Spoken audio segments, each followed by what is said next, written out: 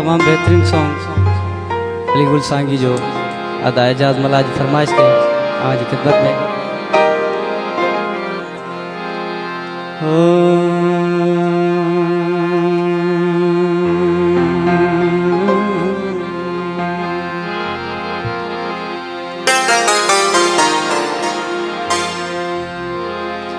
एक भेरो अंगण ते आत सही हो यार परी ममरी कोना हिकड़ी बन तू का दात रही हिकड़ी बन तू का दात रही हो यार भली ममरी बुना भेरो अंगण ते आत सही हो यार भली ममरी बुना भेरो अंगण ते आत सही हो यार भली ममरी बुना हिकड़ी बन तू का दात रही हिकड़ी बन तू का दात रही हो यार भली ममरी बुना भेरो अंगण ते आत सही हो यार भली ममरी बुना भेरो अंगण ते आत सही हो यार भली ममरी बुना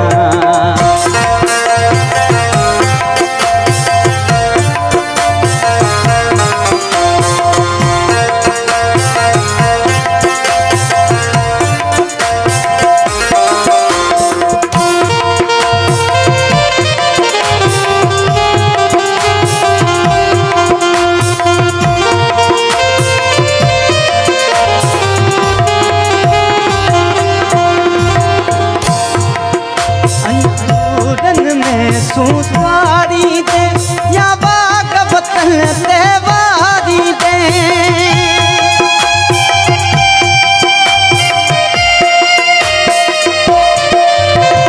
सूरन में तू साड़ी दे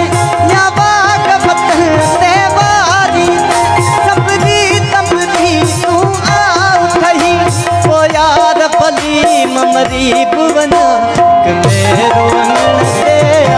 सही हो यार भली ममरी बुना भेरो अंगण ते आत सही हो यार भली ममरी बुना हिकड़ी बन तू का रात रही हिकड़ी बन तू का रात रही हो यार भली ममरी बुना भेरो अंगण ते आत सही हो यार भली ममरी बुना भेरो अंगण ते आत सही हो यार भली ममरी बुना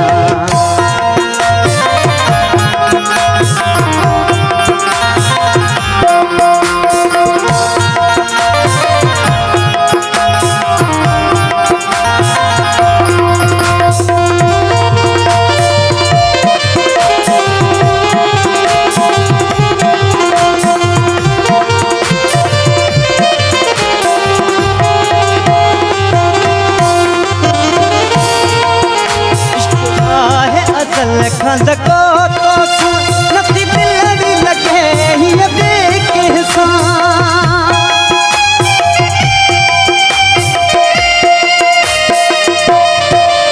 इश्क आहे अजल खंड को तो नथी बिलड़ी लगे ही देखे सा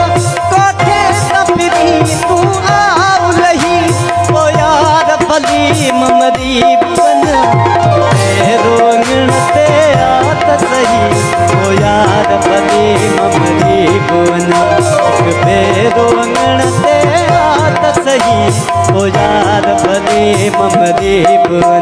हिकड़ी बन तू का रात रही हिकड़ी बन तू का रात रही हो यार भली ममरी बुना